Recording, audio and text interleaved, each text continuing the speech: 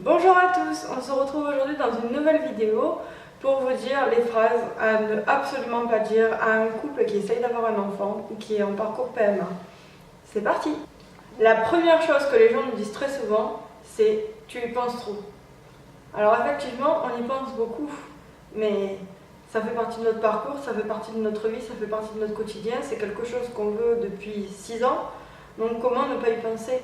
C'est quasiment impossible. La deuxième phrase qu'on entend souvent, c'est « ça viendra quand tu ne t'y attendras pas ».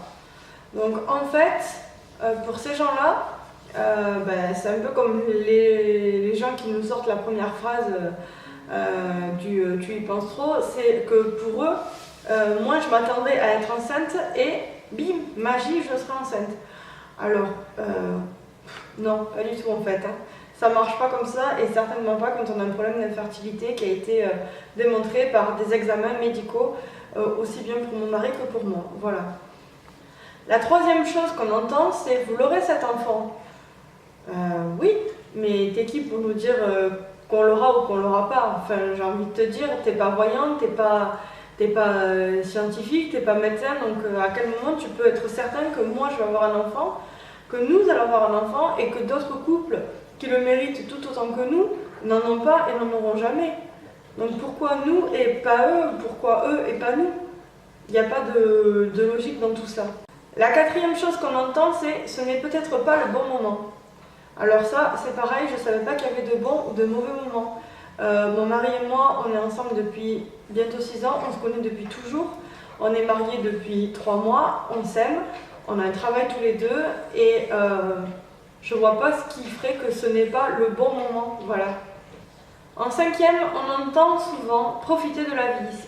Ces gens-là, par profiter de la vie, entendent qu'en soirée, il faut ne pas se priver de boire, ne pas se priver de fumer, ne pas se priver de faire telle ou telle chose sous prétexte que ça empêcherait d'être enceinte ou que ça empêcherait la fertilité. Alors, oui et non, moi je ne suis pas d'accord du tout avec ça parce que ça a été prouvé. Quand on a arrêté de fumer et quand on a arrêté de boire, les résultats se sont nettement améliorés. Et pourtant, on n'est pas des alcooliques, loin de là. C'était uniquement quelques verres en soirée. Et une cigarette de temps à autre, on n'est même pas des gros fumeurs, on était juste des fumeurs voilà, en soirée avec des amis. On a vu une réelle différence, surtout sur le spermogramme de mon mari. Du moment où on a arrêté de boire et fumer et du moment où on buvait un peu et on fumait. Donc effectivement, on profite de la vie, mais on ne peut pas profiter de la vie pleinement, d'autant plus qu'à chaque fois, chaque chose de la vie nous rapporte au fait que on a quelque chose qui nous manque à l'intérieur. Voilà, on est meurtris de l'intérieur tous les deux, que ce soit lui ou moi. Il y a quelque chose qui nous manque, alors on a beau profiter à 300%, faire des choses qui nous font hyper plaisir, il y a toujours un moment où on revient dans cette petite faille en se disant « oui, mais il nous manque quelque chose ». Voilà. Avec le temps, il y a une phrase qu'on entend un tout petit peu plus, mais pas encore, trop souvent, c'est « vous avez le temps, vous êtes jeune ». Alors ça me fait beaucoup rire parce que au début que nous essayions d'avoir un enfant, au début qu'on était ensemble avec mon mari, tout le monde nous disait « alors le bébé c'est pour quand ?» Et nous en fait on a essayé très tôt d'avoir un enfant, donc depuis le début on répond « quand il voudra bien venir ». Et maintenant les gens ils nous demandent plus « c'est pour quand le bébé ?» Maintenant les gens nous disent « mais vous avez le temps, ne vous inquiétez pas ». Alors il y a 5 ans de ça il fallait faire un bébé tout de suite, aujourd'hui on a le temps, c'est assez controversé quand même. Et il y a une phrase, au bout de 5 ans de vie de couple, au bout de 5 ans d'essai, pratiquement 6, qu'on entend maintenant de plus en plus, c'est « pourquoi vous n'adoptez pas ?» Alors oui, c'est vrai, on pourra adopter, ça nous permettrait d'avoir un enfant, ça nous permettrait de donner l'amour qu'on a donné à cet enfant, mais juste, voilà, pour l'instant, on n'a pas essayé toutes nos chances en FIV, en PMA, on n'a pas essayé tout ce qu'on voulait essayer et on n'est tout simplement pas prêt parce que pour nous, adopter, ça veut dire faire une croix sur la chair de notre chair, c'est-à-dire que si on adopte un enfant, ce ne sera jamais notre enfant réellement, il n'aura jamais nos liens du sang et qu'on le veuille ou non, même si ce sera notre enfant par adoption, ce ne sera jamais réellement notre enfant que nous avons créé, et c'est aussi faire le deuil d'une grossesse, faire le deuil des échographies, faire le deuil de voir notre enfant grandir à l'intérieur, de voir notre enfant sortir, de vivre l'instant de l'accouchement. Alors c'est des choses que l'adoption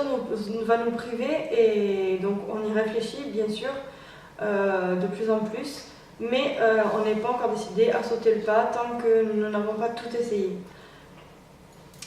Et il y a une phrase qui m'a été dite une fois, et peut-être même à plusieurs reprises, et peut-être de plus en plus, mais la première m'a marqué, c'était il y a des gens qui vivent très bien sans enfants.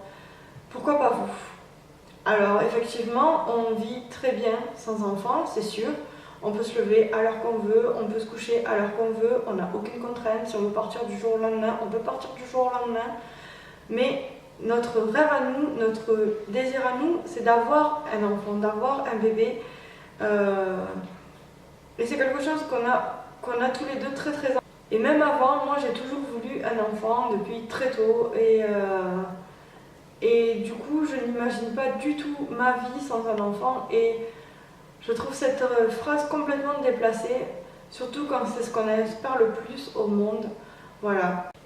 Voilà, sur ce, cette vidéo est maintenant terminée. Si j'ai juste un conseil à vous donner, pour ceux qui regardent cette vidéo et qui ont des amis ou qui ont de la famille qui sont dans cette situation, dans notre situation, qui n'arrivent pas à avoir d'enfants, qui sont en parcours PMA, par pitié, arrêtez de leur sortir des phrases bateau comme ça, arrêtez de leur dire des choses comme ça, soyez plutôt là pour les encourager, pour prendre de leurs nouvelles, pour savoir où ils en sont dans leur parcours, plutôt que de absolument vouloir trouver